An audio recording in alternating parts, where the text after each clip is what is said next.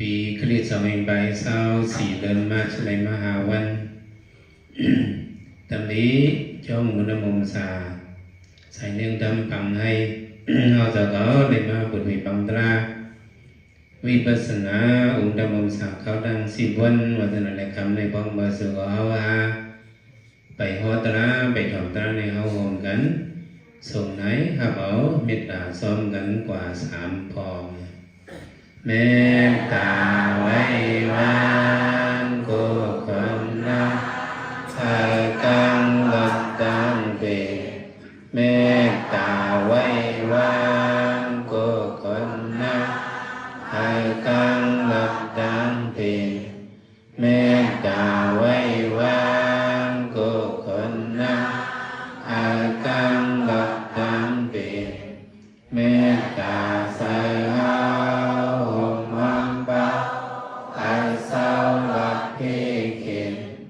เมตตาใส่หา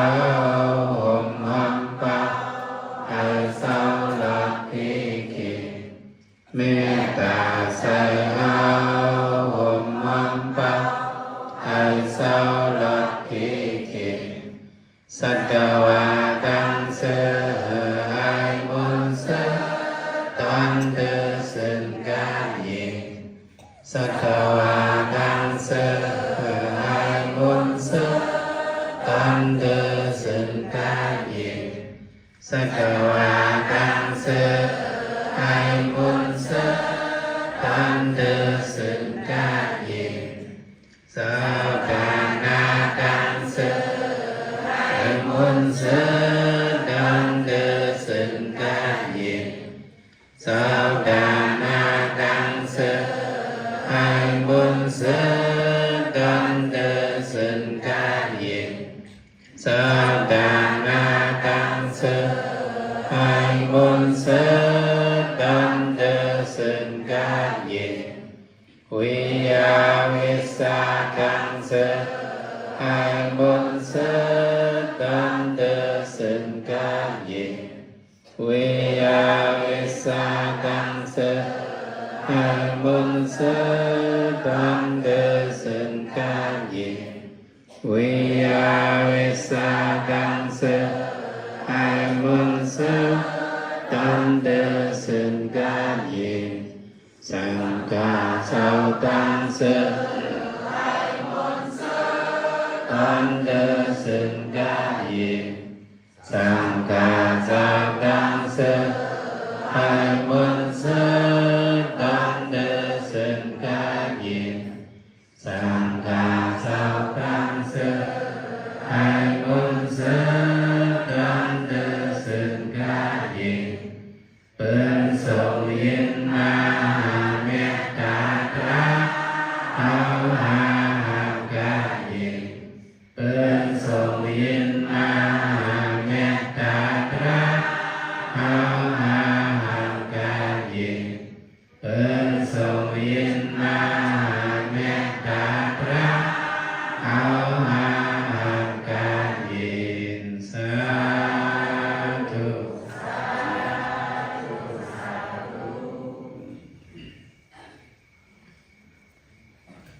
ฝ่ายสีส่งไหนว่ามิตรใดเอาสมาถอนตราก่อนแล้วมันนั่งสิ่งเขานั่งอยู่สารโดมสารเสนในคนนั่งนี้ถอนตรากว่าเพราะว่ากวนมาในเผอบุรสิมวัดพื้นสายไหวนมสีถอนตราโนเสาดีตีสนากว่านี้เลยโยดันิมาเมตตาบันโยกีคิงในจิงใจของเขาให้ในบ่หูสักลองเลยสปอตราในตัวขันเท้าพอหูสักตัวเขาดีๆงามๆในบอกว่าเขาลงในทำตราปีกระสามก่อนพระบิณฑบาตห้องมามันจะซีเนเลยซีกระเลยเนี่ยติดตึกมันก็ซีเนื้อตัวขันเท้าเนี่ยซีกระเลยก็ซีเนื้อตัวขันเท้าเนี่ยลงมาตัวขันเท้าเนี่ยเป็นตุคาเสสาเนี่ยเป็นเสสาเนาะเจ้าหนังว่าเป็นตุคาเสสาหนึ่งคำเนี่ยเขาจะเอาขึ้นมาหลัดในลอง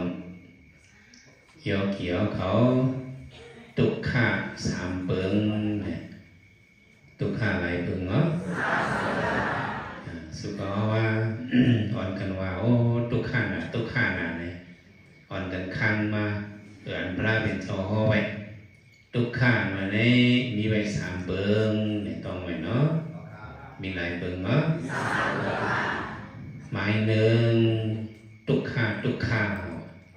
หมายหนึ่งในว่าก็ตุกขะหมายสองวิปริตนามาตุกขะเนี่ยหมายสองไม่ซ้ำวิปริตนามาตุกขะหมายสามสังขาราตุกขะหมายสามไม่ซ้ำซึ่งพระเป็นเจ้าห้อมาตุกขะสามเปิงเนี่ยวันนี้เอาว่าเสียงกาติได้ถ่อมยินดินทำตราพระเป็นเจ้าอะไรผู้ป่องเสียงแดงเสริมลงตุกขะสามเปิงหมายหนึ่งอันว่าตุกขะนั่นเด็กอันโกนเราดังสิ่งสัตวะตั้งสิ่งอ่อนกันผู้วันถึงลองขันตัวขันเสริมในห้องว่าตุกขะ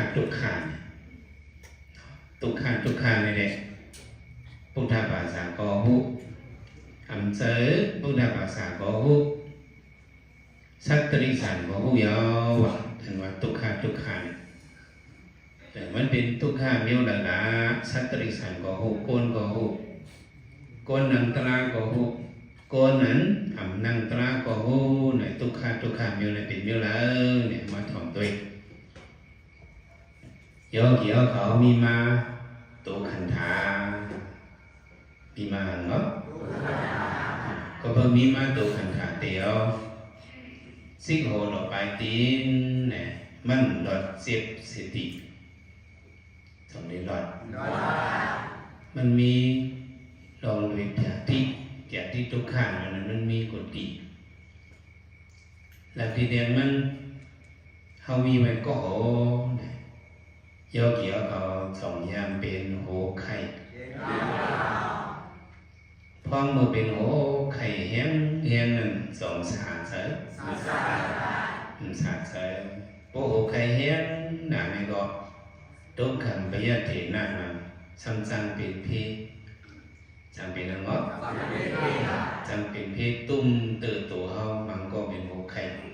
ตีว่าสมมติปิ่นร่วงตายกว่าจะมีการโอเคเอางานยืดนั่นเขาก็มีเยอะเจอสาใจítมันก็สมมติก็โรยสมมติคันก็จะหนึ่งจะมีอันโอเคนั้นในห้องว่าตุกขะห้องมันก็ก้นกูก็พอมีขันธาเนี่ยตุกขะเนี่ยเฮตตลาก็หูกะลาก็หูขี่ก็หูไตก็หูมันก็หูจักตุกขะไม่ได้หมอยาก็หูคนเป็นแค่หูจักสองหูจักมีเขียวในก็เขียวขึ้นเขียวเจี๊ยบเขียวเมียงเขียวแข็งออกใช่ไหมสองเจี๊ยบกินน้ำบ่มใครกินตั้งกินเกี่ยวมาบ่มใครเกี่ยวใดสมมติเลยก็สู้หมอยาเขียวเอาไว้เมปันเอาฝงปันเขาตั้งตุกขะเขียวเจี๊ยบหน่อยมิวหน่อยก็ห้องว่าตุกขะห้องว่าคือก็โยเกี่ยวเขาสองอย่างเป็นเขียวคืนเขียวเจี๊ยบสองหิวเปียกเปิดมาใครนี้เรามันใครยุ่งเคยโคในก็สองยุ่งจอมไหลสองโคจอมไหลไม่รู้เขาเกี่ยวกับเจ็บอะไรอย่างนี้เนี่ยในห้องว่าทุกขาเจ้าสิงห์ท่ามันจุนว่ามันลานนี้เปิดลงเมื่อวันเกิดเจ้าเนี่ยคิดว่ามีอยู่30ใบ20เนี่ยกว่าเมืองไทยบอกเนี่ยฮัลโหลหมอเขากินเก่าเห็นจันออกเป็ดชิงเงามันจะเอาตลาดนัดมาเพียวเป็นเลยสองเดีอยู่สานั่นทุกข้ามันในเด็กย้อนสู้กองย่างสนใจ มันก็ เป็นต้องขึ้นต้องเจ็บโยเกี่ยวเขาจะมีอันปิดพอต้องคือต้องเจ็บมาเนี่ยก็สมมติลิ้มต้องพวกอิวเลยสมมติเอาสลีในทำได้มันจะสองอยู่เดียวอยู่เดียวต้องขึ้นต้องเจ็บจะไหนในก็เขาว่าเนื้อทุกขาในห้องว่าอย่าที่ทุกขาก็ว่าทุกขาในก็ว่าโหเขาขึ้นโหเขาคัดสองปีนะสองเปี่ยวมันก็แค่ไหนเอาเป็นตั้งเป็นเนื้อดูเนื้อคิงเลยกว่าผ่าตัดสองนี้อยู่เปี่ยวเลยกับผ่าปุ้มเขาผ่าต้องเขาผ่าอกเขาเราหลอกตัวเขาไม่รู้กินจันเนี่ยวันนั้นน่ะตั้งทุกขาเป็นโยกะตั้งเป็นจะในห้องว่าทุกขาในโมเดียวห้องว่าทุกขาอะไรก็ทุกขาเราเนี่ยเด็กหรือว่าโกนก็หูสัตว์อหิตริสังก็หูทุกขาเนี่ยมาตัวหนึ่งมันสามารถปั่นปีซ้ำเขาสามอึดพักดูสมัยเขาเนี่ยอึดพักดูพักดูสามหิบยาหางมันเขาเนี่ยหิบยาก็แล้วมาจนนั้นสองเดียวห้องตัวที่ห้องมันห้องเงี้ยมันเจ็บอ่ะมันหมอหลักกว่าไปง้าหยิบยาหางก็มันก็ว่าไหนว่านั่นน่ะทุกขาไม่ได้มาก็หูโกนก็หูมาก็หูโว้ไกวเหี่ยมเขาส่งเขาไปเขาก็โกเจ็บรู้ว่าเหี่ยมเจ็บทุกขาเมื่อไปสร้างลงตัวเยอะเรียบเพื่อเรากองยี่เขาตุ้งตั้งเนี่ยเขาโกเจ็บเขาก็ไปจำใจทุกข้าไม่ในห้องวันทุกขามังเจอ ขี่รถเครื่องปิ่นเนาะแสงเกตปิ่นแสงเกตโลเมียวขาหักมือหักสองเป็นอันตีนหักมือหักเจ็บหมัดกี่ตัวทั้งเซ็งซะเนี่ยห้องว่าทุกขาห้องไหนทุกขาขี่แสงเกตเนี่ยพวกหมอขี่เขาจะว่ารู้แสงเกตว่าเนี่ยเป็นเนื้อหอเล็บเป็นนั้นขีก้าเนี่ยเป็นเล็กหอเนื้อเนี่ยขีก้าเนี่ยเป็นนั้นเพราะขีก้าเนี่ยเล็กหอเนื้อในก้ากับตุ้มกันต่างกันโกนหอมนาดีเป็นนั้นก้ากับปีนว่ามันจะมีอยู่ในก้าก็เป็นเล็กหอเนื้อไว้แหละเป็นทางไว้มันจะหลอดกายสำคัญcái là khi ca thì mà ho ca thì mà anh làm lo nghe bên này họ đồ hát xài rồi á họ năng phải na này đồ hát xài năng phải lắng có đồ hát xàiพวกกับเมืองไทยในพวกมหาชัยนั่นแหละกับเมืองอเมริกาในพวกมหาชัยนั่นแหละเนี่ยต่างคนเมืองเขาเลยเจอไงแต่đồ hát hit sángจังหวะนั้นจนไงพวกก้ากับเป็นเตาเป็นเนื้อมากก็เจียวเน้นจวนเขาจังนั้นจะฮัดสายเนี่ยคนเฮ็ดมาสายหนึ่งในตาโกนฮัดเลยตาสังฮัดว่าไหวมองมาเนี่ยฮัดเนี่ยเด็กพวกกึ่งกลางคึกคักก็เป็นไหนก็เจ้าก็ไว้ในอย่างเงี้ยกินก้าในแค่นี้เป็นเล็กหอนึกเป็นอะไรก็ก็ยังยากาปิ่งลูกก็พากันมาตั้งบริสมาเวลุกก็กาปิ่งมาสามงกลูกขี่ครั้งในบ่ปวดเจี๊ยบหรือหักเต็มหักเหรอลูกขี่ครั้งในมันก็ย้อนใส่งอกสองในตำยาอยู่ลูกขี่ครั้งเนี่ยเจี๊ยบไปเลยเราแข่งขันสองเดินสามเดินกันเนี่ยขี่ครั้งนี้พอแล้วอีหยาอุบอีหยาตาโปรตีไอเนี่ยเจ็บหนัก พวกเด็กไอ้เนี่ยพวกเด็กจันนังภูมิเนี่ยสมัยนี้เนี่ยเห็นคนฮอตลาห้องแต่เมืองหรือถังไงอ่ะ2 ngàyพวกเนี่ยสอนให้ก็เห็นการอ่านเที่ยวเลยพวกนี้วันนั้นก็นั่นเฮียมันอยู่สาเนี่ยเป็นเนื้อมันเป็นเล็กหอเนื้ออีกการเนี่ยเป็นอย่างเนาะเสียงเกศเป็นอย่างเสียงเกศนี่เป็นเนื้อหอเล็กว่ามันปิ่นในก่อนเนื้อเขาอะไรเงี้ยตั้งหัวเขาหักกันตั้งหัวเขาหลอกกันตั้งทำขี่เสียงเกศว่ามันจะตื้อหมอโฮมจ้าคนเมืองเขาขี่ขันใครตื้อพอปิ่นมากกว่าซับใส่โก้โฮมเขาเน้นจอนเขาฝังมันอ่านกองก็มันแหลกมานั่นน่ะเป็นเฮ็ดมาหมอโหนั่นจากก้นตื้อจากก้นขี่ตื้ออย่างเขาได้มีรถพี่เกณฑ์นั่นนั่นบ่เป็นแต่เป็นเนื้อมาใส่หมอโหให้หัดใช้เนาะแบบตุ่มยาก็ก็หัวตุ่มยาก็มันบ่สั่งแห้งบ่อ้อมใส่หมอโหเอาวันไหนก็พวกกับตุ่มยานี่ก็มันก็ป๊อกคนหลังนึงว่านั่นน่ะอันขี่เสียงเกณฑ์นี่เขาว่าจะเหินแทงอันนึงผีผ่าน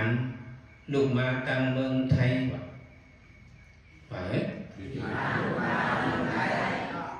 ผีผ่านลูกมาตั้งเมืองไทยผีตายไว้ลูกมาตั้งเมืองเขพอดมาเหล่เมืองเฮาเนี่ยผีผ่านลูกมาตั้งผีผ่านลูกมาตั้งเมืองไทยนั่นเช่นั่นน่ะใส่3 ตัวเลยเป็นผีผ่านแล้วเนี่ยในลูกดังเมืองไทยมาเนี่ยผีผ่านลูกมาดังเมืองไทยโทปอกนั้นด้วยกับอินปอกนั้นด้วยกับอินด้วยที่นี่ก็คือดังผีผ่านลูกมาดังเมืองละผีผ่านลูกมาดังเมืองไทยผีตายไว้ลูกมาดังละ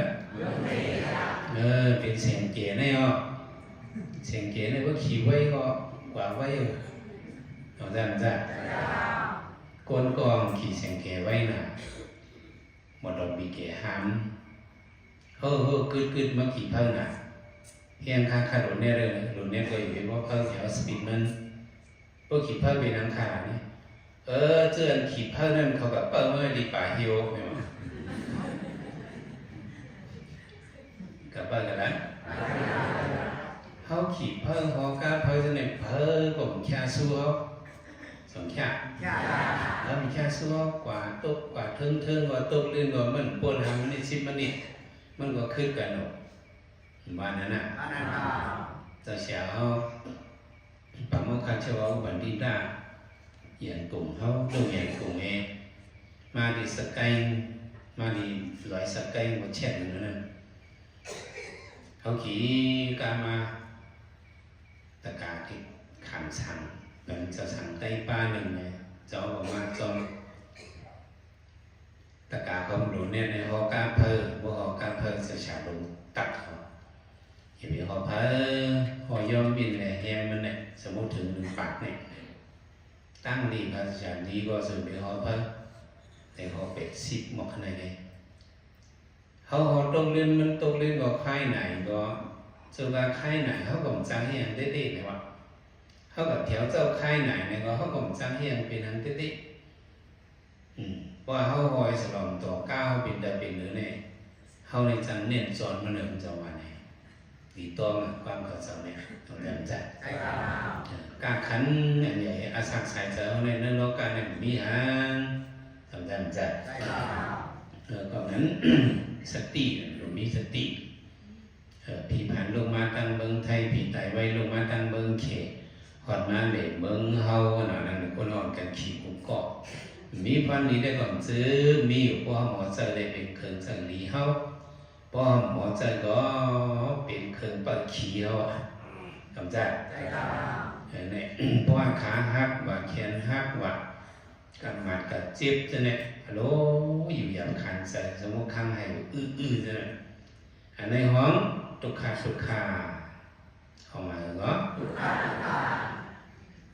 สัมพอตนะดุขะมันเนี่ยเขาไปก่อนไปรถแหละจ ตรงนี้นั่นแหละเพราะอายุเขาเท่ามาใหญ่มาเก๋มาอันจีบอันโกนอันขึ้นใช่ไหมห้องก็มาอยู่ห้องก็ดีๆก็ส่งมาเมื่อตึกหนุ่มได้ไปโหเฮียก็กินสังก็เบี้ยเฮียก็เบี้ยตากคนก็เบี้ยตากในก็เบี้ยฮะอายุใหญ่มาเนี่ยก็ตากคนก็ไม่ได้ตากแดดก็ไม่ได้ลมเป่าแห้งก็ไม่ได้อะจำได้ขันเท้าเนี่ย เป็นตัวทุกขัน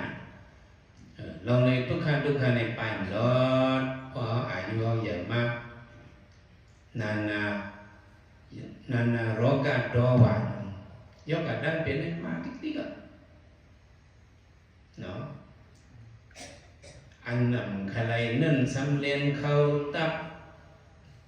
จำได้อันใครนั่นกับมือเอาสัมไปเนี่ยวะอันนั้นใครกับมือเอาสัมไปเขาอย่างมาเนี่ยอันใครได้เรียนเข้าตักทีเดียวก็มาเป็นมิวนั่นอันนี้ก็เมียนอันนี้ก็เมียนไว้เนี่ยเราตั้งใจตั้งเป็นตั้งจิตในแดงนิติวามากนิติก็ในทุกข้าในแดงไปอันรอดไหลสำรอดไหลเขาเฮ็ดกันตนาเนี่ยก็เพราะเขานั่งตนาหึงมาทุกข้านะมันก็ปอกมากก็บางครั้งตัวเขาไหนมันเป็นเวทนาขันธาเป็นขันธาเหรอเวทนาขันธาเพราะมันมีอันที่เตอร์เนี่ยก็ภาษาเป็นเสียเวทนาความมีอันที่เตอร์มากกว่าเวทนาก็เป็นมาเขานั่งหึงมากับจิตมาโกนมาคืนมาเน็ตมาหนามาสองปีนั่นเป็นอันเขานั่งเห็นมันโกนคืนมาโอ้เขาคืนมาเดี๋ยวนั่งติงในเจ็บมาอันเจ็บตัวไหนก็เป็นทุกขาเลยเป็นยังไงก้มไว้ว่าหันทุกขาไว้เนี่ยมันไปในตลามันใส่วิปัสสนาเนี่ยต้องใช้วิปัสสนาเนี่ยใช่สอนเราหูจักว่ามันเจ็บเลยก็หูว่าเจ็บเยอะเนี่ยมันไปเจอวิปัสสนาเนี่ยก็นั้นคืนที่อยู่ในผ่าตัดไว้ก็เขาก็หูรู้เจ็บอันนี้ตั้งหูเบิ้ลกันแก้วจำได้ไหมจ๊ะเขาก็รู้ขาเขาเจ็บรู้ไว้ผ่าเขาเจ็บหนึ่งเลยเขาก็หูเจ็บเขานั่งตลาดก็เจ็บเขาก็ว่าเจ็บอยู่ที่นี่ไว้เขาก็หูเจ็บเขาที่นี่ไว้มันไปใจหยาดตลาดก่อนไว้หูว่าทุกขาในเนี่ยไปสั่งไรตลาดก็จะสั่งเป็นหังสั่งไรสั่งวิการเนี่ยสั่งไหนอ่ะสั่งในสั่งไว้อิ่มมือสั่งอ๋อมีตัวขันธาในเป็นทุกขาเจ้าไหนอ้อยเนี่ยสั่งในสั่งวิการเนี่ยหรือสิ่งนี้มันก็สั่งเอาเฮ็ดตียักตีตุยตลาสั่งอะไรอย่างเนาะว่าเขานั่งกันตลากับผมมีอย่างทุกขามีอะไรไหนก็เขาก็สั่งแต่ยักหังก่อนนั้นเขาหลุดผู้ไล่ยักมันเขาหลุดได้รู้จักทุกขา3 มิลทุกขาหลายมิลเพราะอายุเยอะมาดีๆก็ลองทุกขาเนี่ยก็อยู่ก้อยหูเหลือมาดีๆก็สองหูเหลือมาโดยคนเฒ่าก็ตีนั่งก็โลทุกขาตีนอนก็เขาว่าทุกขาจงเขาว่าน้องคนหนุ่มนั่นใครโคเขาฉันทุกขานะเขาใครโคเขาแค่ไปแย่ตัวเขาเลยเนาะมานั้นน่ะเมื่อก่อนมีใจสิปางอายุก็เยอะพุ่งกามก็เยอะอายุก็เยอะอีสังก็เยอะพุ่งกามก็เยอะเปิ้ลก็มักดูมักตั้งเรื่องสองตั้งกินสองเขาบ่ได้กินซ้อมกันเลยซ้อมวันตั้งกินสองนั้นบ่เต็มเผื่อนี่มันจะมาตุ้ยอันนั้นก็มันจะว่าตุกขาอันละก็เมียเนี่ยว่าอายุอย่างว่าเนี่ยวันนั้นน่ะที่กินหมักคือก็โอ้โกนคืนพิษร่วมที่กินนั้นก็เป็นกินนั่นก็เป็นหันผักหวานด้วยแต่นั้นก็ อโลตุขาตุขาตุขาเสียฉายลงเราก็เห็นไหมหันเขาซ้อมบักซ้อมนำไงกินอะไรอายุอย่างมากอันไรดีอันไรวันบนหินมาตัวอะไรนะcáiเสียฉายลอยห้างถูกป่ะอโลสุริยภาพมาก็ตัวก็พวกใครอิ่มมั้งจะว่าเช่นไงอายุจะอยู่กับปากปลายชามหันเขาพาเข้ามาเห็นมาปั่นมันจะว่าบีนั่งเขาบอกอิ่มว่าหันเนี่ยว่าอิ่มว่าอันเรื่องเป็นคนจ้างหมอนที่อัดดูผู้เป็นเขาได้ไข่มั่วแล้วมั้งเนี่ย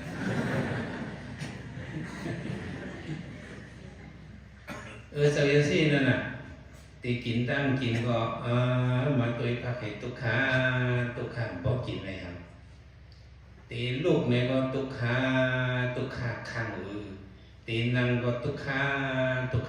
ตีนอนก็มันจะข้างตุกขาตีพื้นทิ้งก็มันจะว่าตุกขามันจะหญ้าหังมันจะหญ้าตุกขาหญ้าหังบ่เติมแบบตีจ้องมันจะมีลิงโตมีอ่ะลิงอ่อนตัวนั่นจังมันไปหูจักตุกขาตึกหนุ่มตึกแห้งตึกแข็งแห้งลิงตัวนั้นปู่จะเสียในอย่างข้างตุกขาเสียแต่วันลิงคบไว้เจ้าจะเสียขาตุกขามันเป็นจังเอาเนขาตัวด้วยย้อนตัวตุกขาย้อนตัวอย่างเสียสิก็ต่างวันมาเลยก็เรียนนี้มั้งวันไหนก็ลิงมาป่ะเจ้าเยซีมีราคาหนักดูทุกค่าให้หันของมันเป็นลิงเนี่ยมันไปมีอันจีมันขึ้นลงเกี่ยวขึ้นไม่เกี่ยวลงไม่เวียนตั้งมีอันจีมันขึ้นย่อถึงหนึ่งวันมาเจอสิกับตุ้งซ้อมในวันมันขึ้นปอกมาติ่งมาโถงว่ะติ่งในสันในจานกูอีกมาเดี๋ยวมาดิดกองมาฆ่าไว้ในกลางเกี่ยวไอ้ลิงหนุ่มก็มาหักเจอสิเอามาเขายอมทุกข้ามายอมมาอันใครหันใครงูง่ายเขาเอามาปัดนี้เมื่อใครกันด้วยครับไปเลยก่อนเมื่อเด็กในจอมหมายมีพวกใครด้วยทุกข้าเนี่ยก็ให้ดึงค่ะเมื่อเด็กใดเตะกว่าthì này em mất mới đi này tuy nơi cho này mới đi này áo và nơi nang nơi càng bằng không phải cái đó tiền và nơi càng bằng tiền anh là mi tôn mày tiền mi ănเพราะกับเพียวกับพวกนั้นมาแกว่งติดตัวมาเดี๋ยวรู้จักตุกข้าดีมีอย่างนี้วะโจมหนักข้าเจอสิข่าวก็เร็วในเตียงลงกว่ามายอมด้วยทุกครั้งในนักตึกคือไปแนวเปลี่ยนหันไปหูกว่าก็มันปาบตัวโถงนั้นปุ๊บในวันนั้นน่ะทุกครั้งในหมอข้างเห็นไหมวะกว่าลิงในเตียนกว่าจอมตีนหน้าของปลาตกตีนหน้า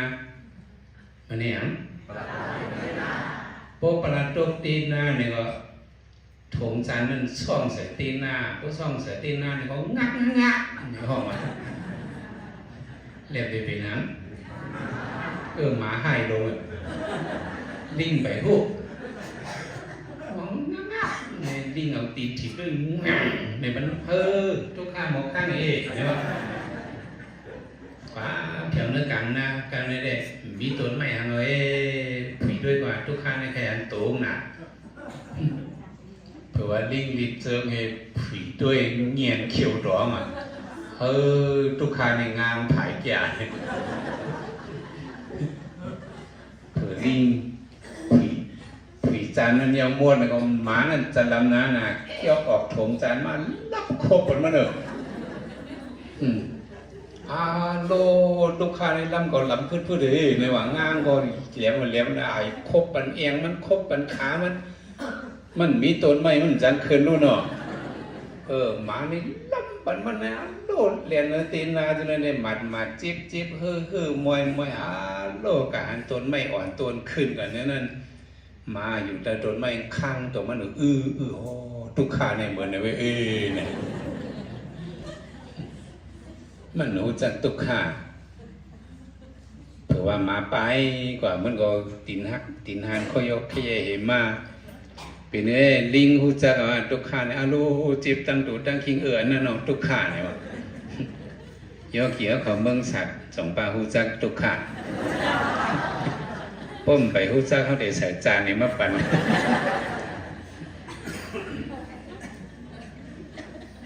เอาแค่ว่าทุกข้ามีในเด็กสัตว์ตริสันก็หูจักเอานกก็หูหนูก็หูไหนก็หูไก่ก็หูหมาก็หูหมูก็หูวัวก็หูควายก็หู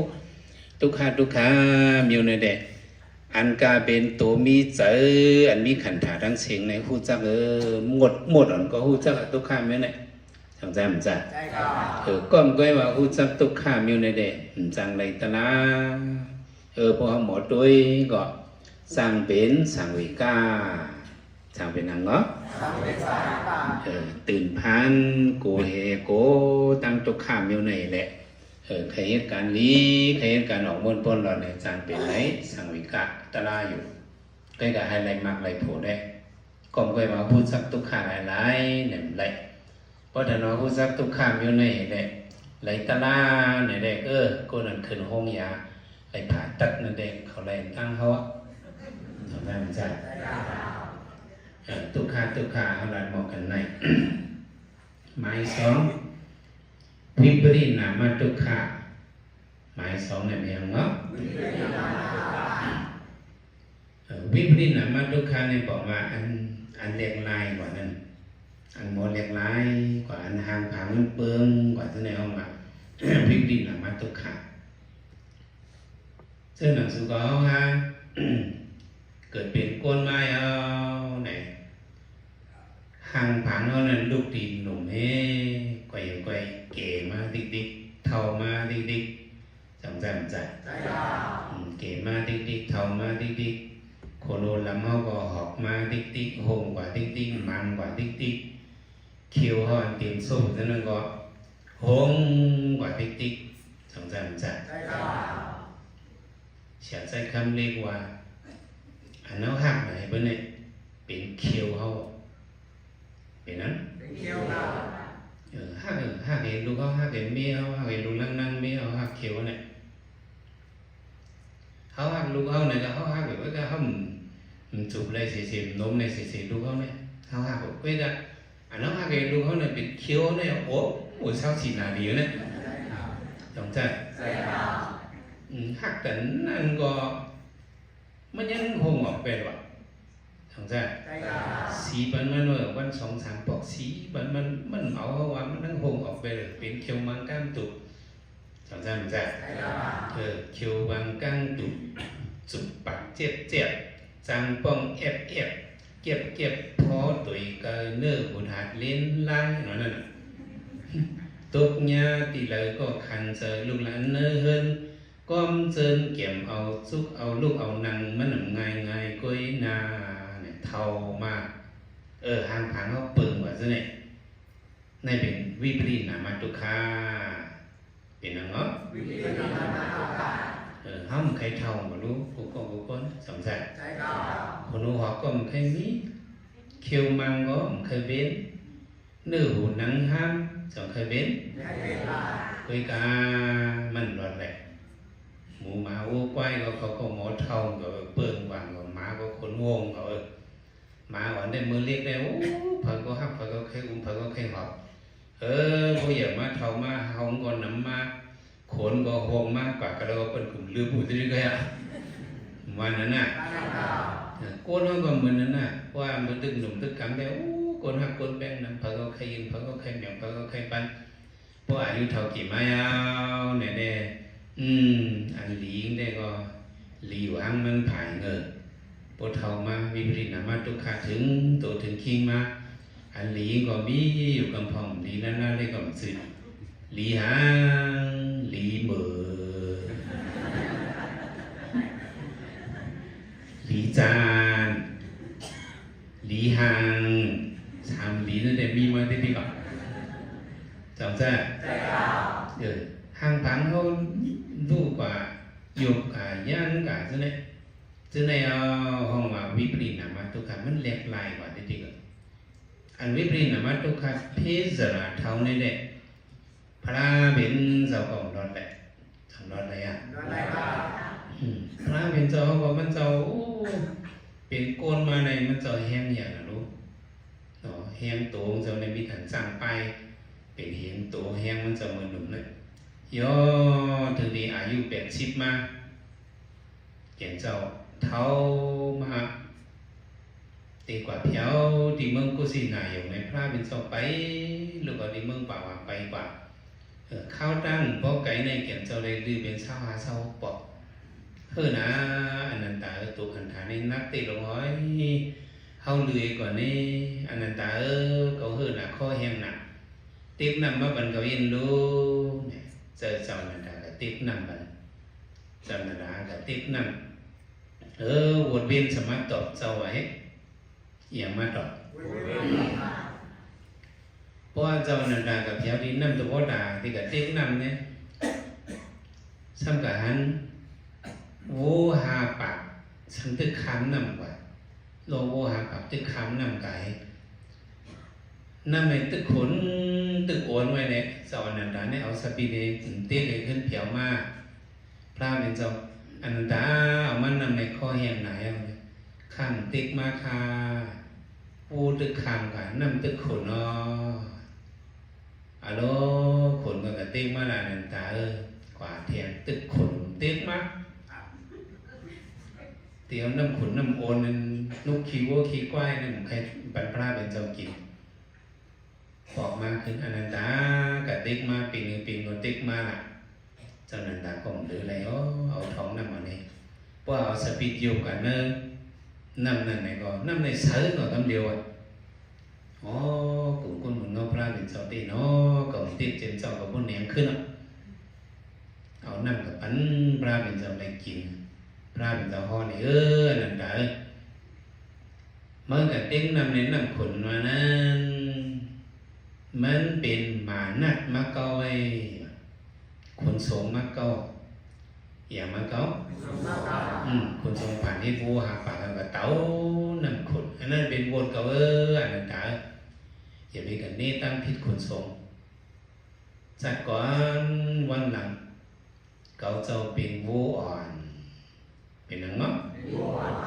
เป็นวัวอ่อนพ้องตึกล้วนแม่เนี่ยไปแม่ท้องเนี่ยไปเฮือหนาใครกินน้ำแบบวัวแม่เราเนี่ยใครกินน้ำใครยังวัวกันแล้วก็ร่วมกันแล้วห้องน้ำมาเนี่ยเอาข้อเขากลมตัวไปเขาหลุดกินน้ำสำคัญจัดเพราะมือแม่ติกินน้ำนั่นเนี่ยหนองน้องพระเป็นจอนเป็นวัวเนี่ยช้ำส้มหนาหันน่ะมันเรียนนี่นั่นน่ะเงี้ยเนี่ยเรียนถังขึ้นนั่งโหนำไปเอานำสุขุนเป็นว่าเฮ้เมงอังกินนำก็นำขุนเอง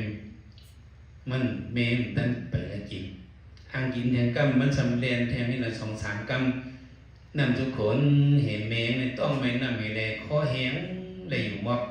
อีหลงออดในเลยขังอึบนำไปแต่อย่างแบบเมงเลยอึบนำว่ากำว่าไว้มามันก็เรียนในน้ำเสือเห็นแมงก็สัมผัสกินน้ำให้เฮือสัมผัสหายวัวอันนั้นตอบว่าเฮ้กลุ่มกีซูเมนนั้นมันใหญ่หน่อยหรือสักเกี่ยวหรือก้นก็ยับสงสัยมันจัดพระเป็นเจ้าเนี่ยก็วัวอ่อน12มันป้าอันได้กินน้ำในป้าอันเลยใช่ไหมเกี่ยวเจ้าก็ วิปริณามาทุกข้ามาเท้าเฮียงบ่มมีเลยดื้ออนันตาเขาก็เลยท้าเพื่อกว่าเพียวดีกุศินาหยงนั่นในกันนอนในการต้นไม้เป่า2ตัวนี้ในก็เดียวปรินิพพานกันยาวอนันตาในพระเป็นเจ้าว่าก็เบอร์นะก็บอกว่าที่ใดมาฝนมาเกิดสุปตัปปะเปิดก็เบอร์ว่าหันถึงมาโดนหน้าปุ่มหน้าว่าเขาจะเอาปรินิพพานยาวคนเขาหลายวันหลายเมือง ติดมาพิษกันหิมกันถัดเกี่ยวเขาอันปุ่มหน้าตรงหน้าปุ่มหน้าเป็นเสียเขาในติเกลิปันย้อนโดยเก่าพระราก็ติดมี ลองอาบเลือดอาบยางสังเอาเนี่ยพระเป็นจะมาเอาปฏิปัติมึงกูสิงายอยู่เนี่ยอันนี้เนี่ย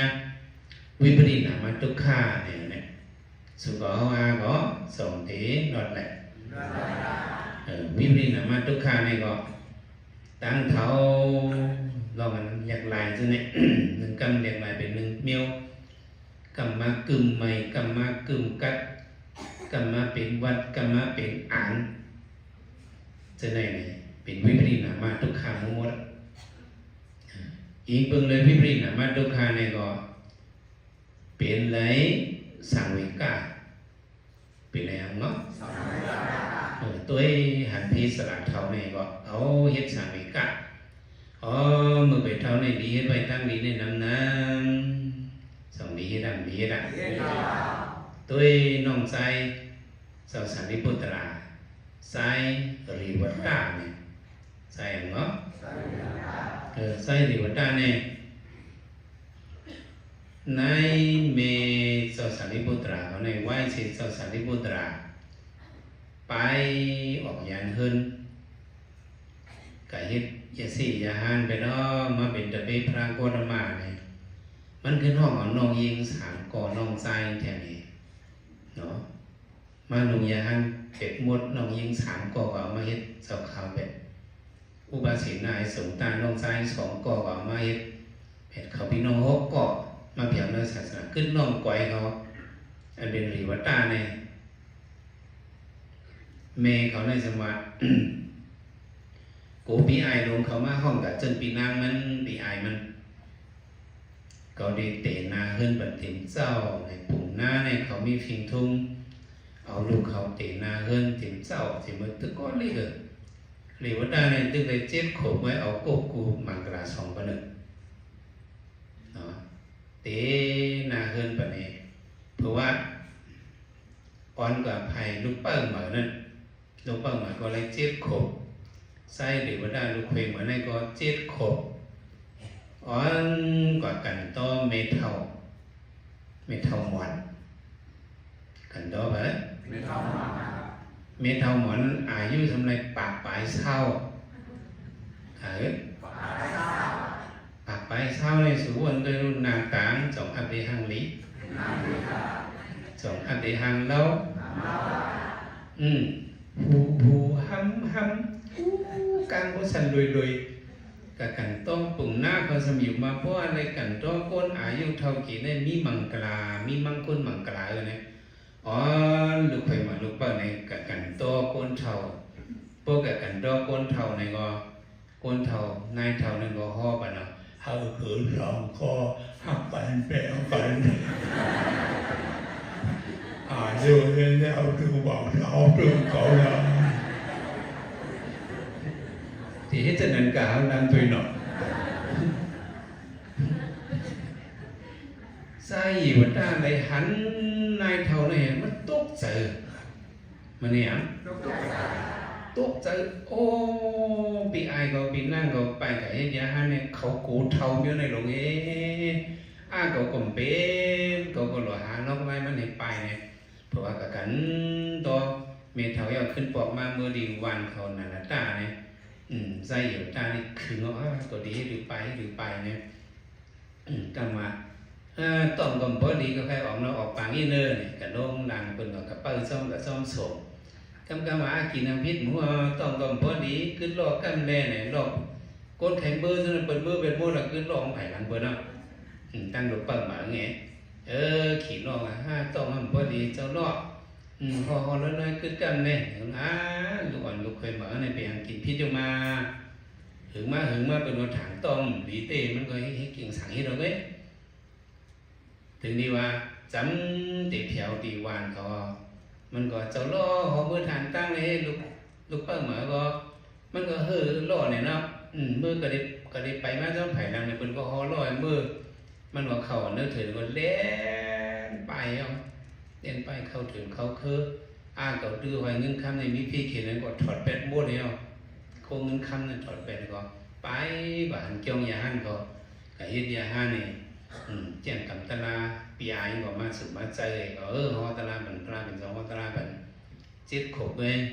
มันจะเป็นยาหันตากว่าอันนี้มันตัวหันสังตัวหันวิปริณามาตุขะเป็นสังวิกาเป็นอะไรเนาะสุขภาพก็ยามหันอยู่ก้นเท่าสองยามหันสองเป็นสังวิกาเป็นเจ้าหือ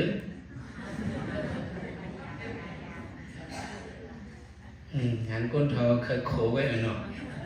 เขาใครโคน่ะมะก้นเท่าในโคก็เหมือนให้ก็เหมือนโคเขาไม่เคยโคก็เขาหลุยเปลี่ยนสังวิกาอ๋อเขาในวันหนึ่งติดเท่าที่ไหน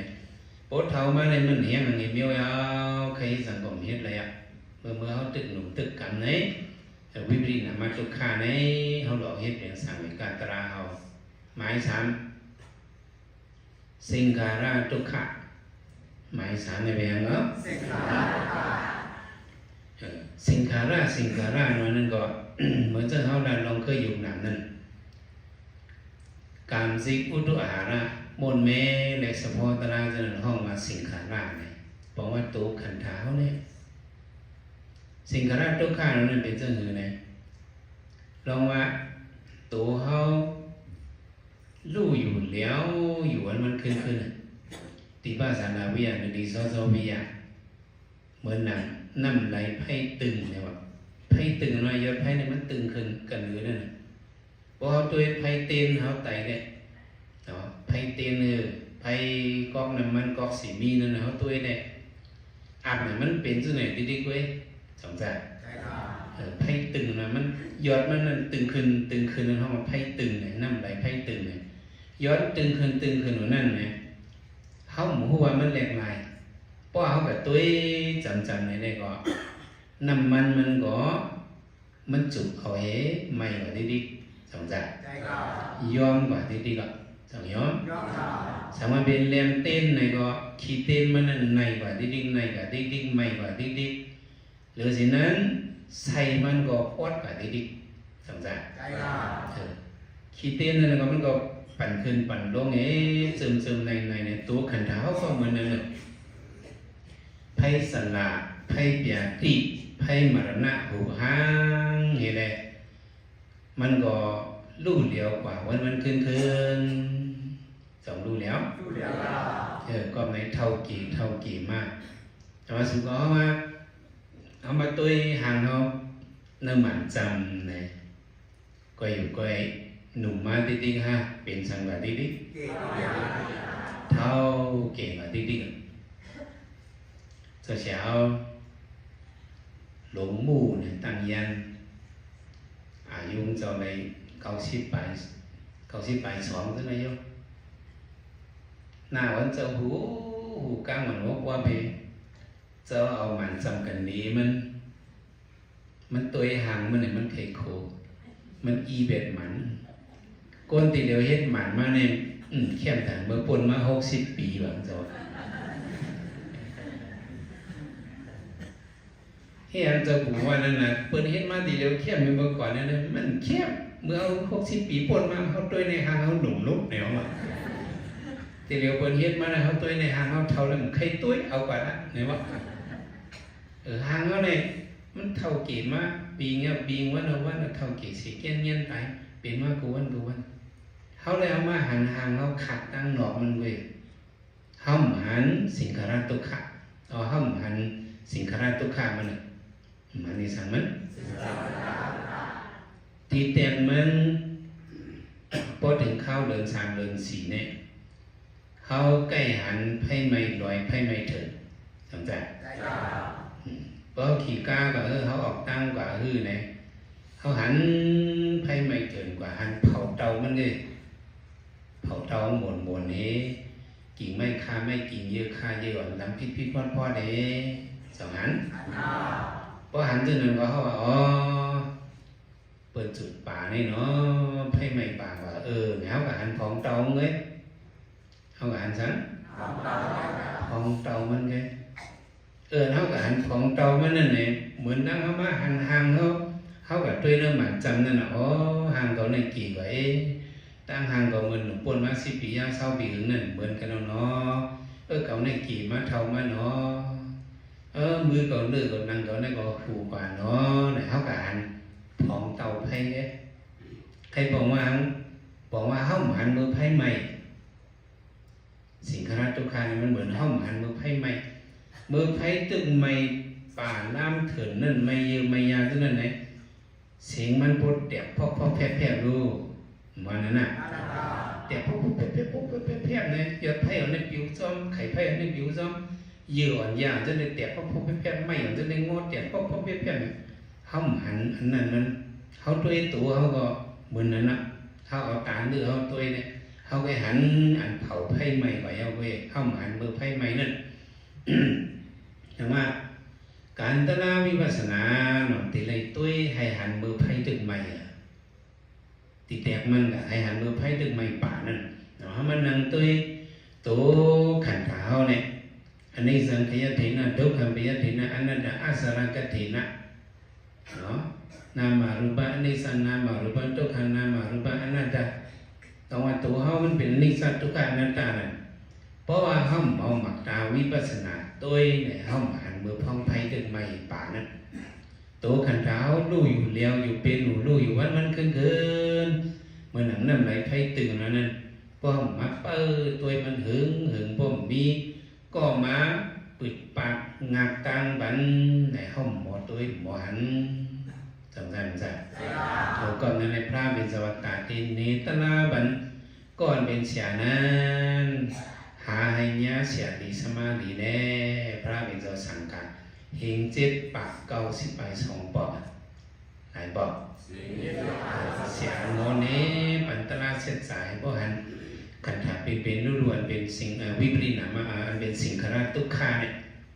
แต่ว่าสิ่งขราทุกขาเนื้อตัวเขาเนี่ยเมื่อน้ำไหลไพ่ตึงเนี่ยน้ำไหลนี่ก็เหมือนนั้นพอด้วยกีน้ำไหลได้เหมือนวันไหนก็เปิดปานซึ่งที่ว่าเขากันนั่งด้วยจำได้ก็ไหลกว่าอันเก่ากว่าอันเหมือนมากอันเก่ากว่าอันเหมือนมาก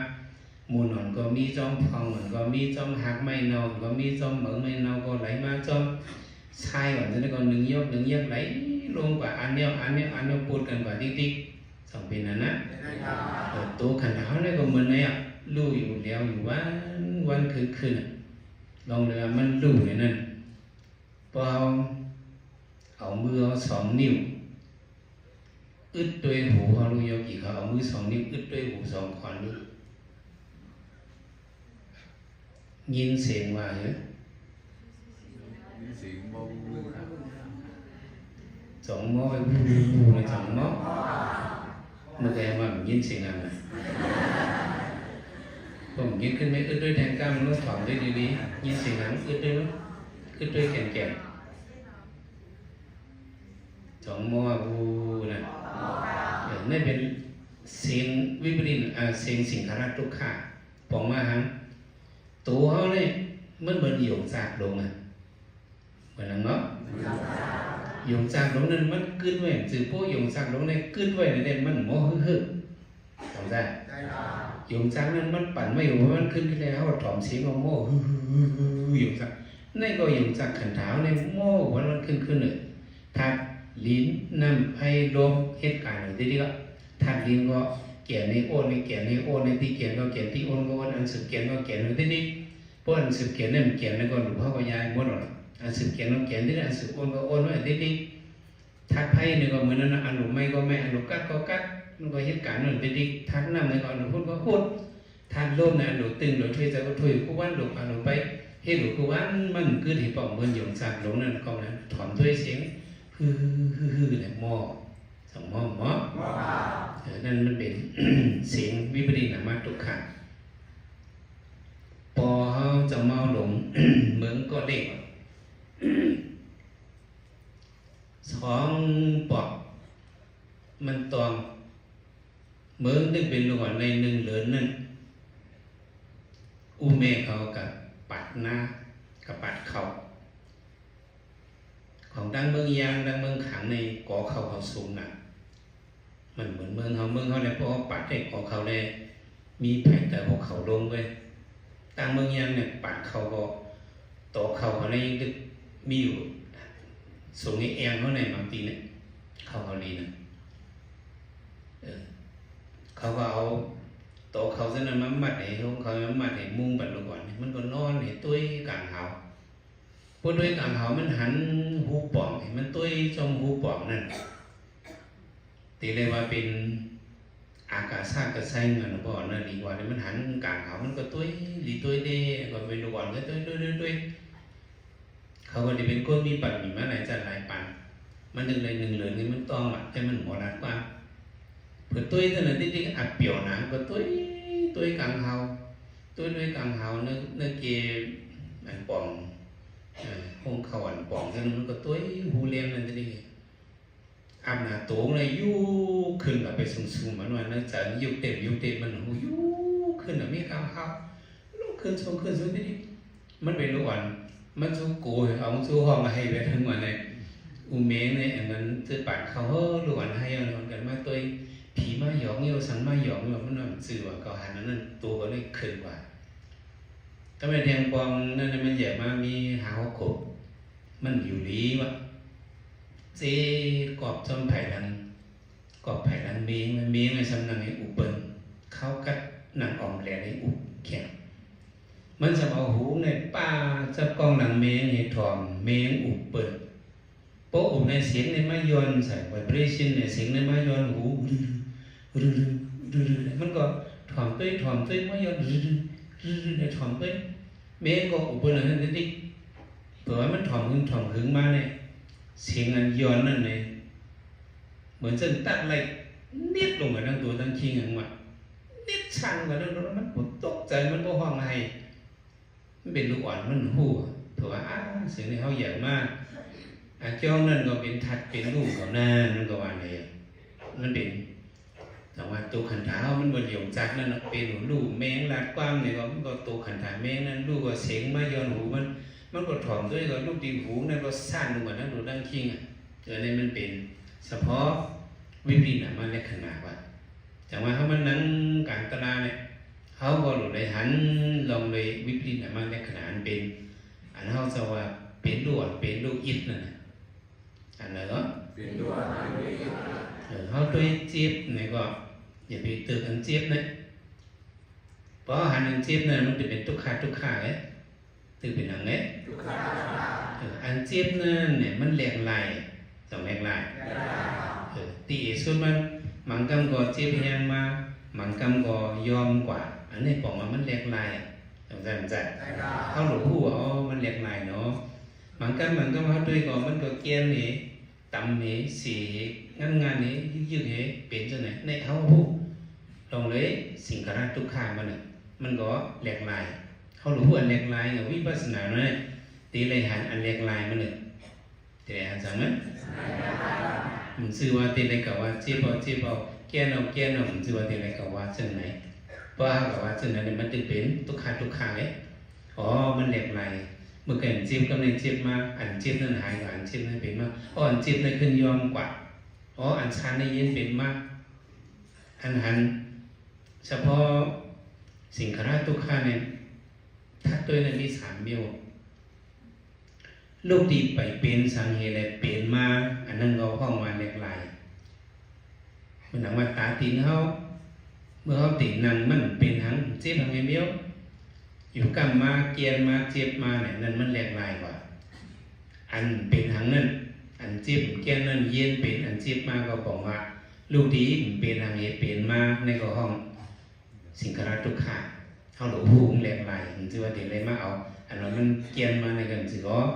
อันเกียนเมื่อกี้นั่นกว่าแล้วหายกว่าแล้วสงสัยนี่เป็นไม้1ไม้2ลูกดีอันเป็นอยู่ในหายกว่าลูกดีเกียนอยู่ในพลึกในครึ่งกลางหายกว่าในก็ห้องมาลองแหลกลายครับเป็นอะไรหันแหลกลายอันเกียนเมื่อกี้นั่นมีอะไรวิปัสสนานั่นแต่เลยป่องเสือป้าอันมีนั่นน่ะป่องเสือป้าหังอันมีนั่นน่ะตัวอันลูกกว่านั่นน่ะตัวอันลูกกว่านั่นน่ะเมืองเกียนเนาะเมื่อเจ้าติดตามทีนั้นมันไปเกียนหังทีนี้มันเกียนมาไหนอันเกียนนั่นหายกว่ารู้เลยหันป้าอันนั่นเลยเนาะอันเกียนเนี่ยเป็นมาเขาจักอันเกียนนั่นหายไปอันเกียนนั่นมีขึ้นเป็นมาอันเกียน cho liệt cái này ăn kiên nàyขึ้นหายกว่าอย่างหายกว่าอันเกียนจริงๆในคลิปในหายกับเป็นโอ้อันเกียนในหายกับสมขึ้นเป็นอันเกียนมาในก็ห้องมาลองแรงไหลห้องมันไม้ซ้ำลูกดีสะโพกมิวหนึ่งสมขึ้นเย็นกับเป็นสะโพกมิวหนึ่งในก็ห้องมาลองแรงไหลเมื่อหนังมันหนาเขาหนังหึงมันหนาขุยดุยอันนี้เป็นตุกข่ายเป็นนั้นโลหนาขุยดุยอยู่กับหนานั่นซานกว่าเป็นนั้นกว่าเป็นบอกว่าอันหนานั่นหายกว่าเนี่ยเขาหนูพูดว่าอันหนาโอ้อันหนาหายกว่าเย็นเป็นอันซานลูกดีอันซานวันนั้นอันซานนั่นสมีอันเกียนจีเกียนจอดเนี่ยตัวกว่าซับซีเยอะๆเยี่ยมๆแต่ว่าเขาตัวตีนเขาซานตีนเขาเน็ตเจ้าไหนเนี่ยก็เห็นว่ามันเน็ตมันซานหลายๆตัวมันลู่แล้วเล็กลายหรือเล็กหูเล็กขนาดเนี่ยสิ่งที่เราตุกขามันที่เล็กหูซักอันนี้สังเกตดีนะดุขำเบียดีนะอันนั้นอาสารักถินะที่เล็กหัวเฉพาะเป็นเพลลู่เพลเฉพาะเนาะ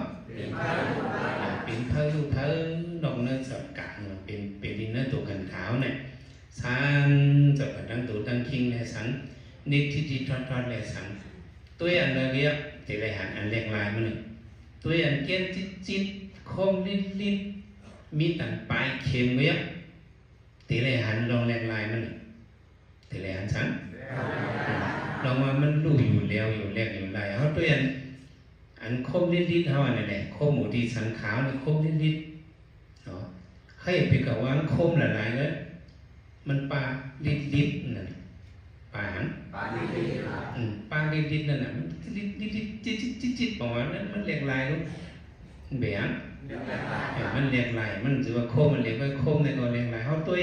หมอกแต่นั่นไงก็บ่หันเฉพาะมันลู่แล้วเรียกลายเนี่ยก็บอกมาเขาเข้ามาเนื้อสิ่งขราตุกขาเขาหันสิ่งขราตุกขาโอ้เด็กหัน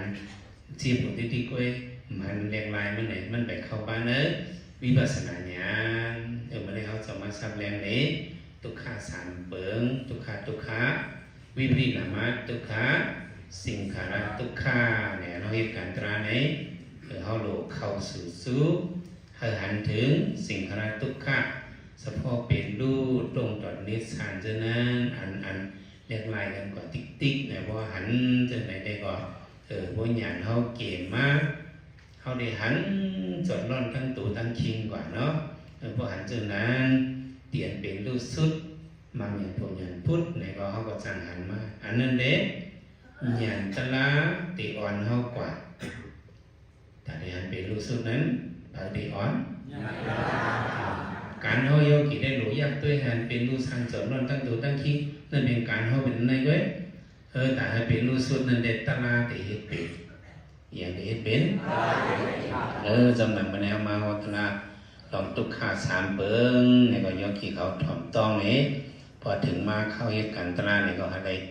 หาโดยอะไรป่องเสียงสิ่งพระตุกขาเปลี่ยนเป็นรูสุดมังยันปุญญาพุทธนั้นอะไรเชื่อมโยงกันไว้สักกันเลยตาเนาะ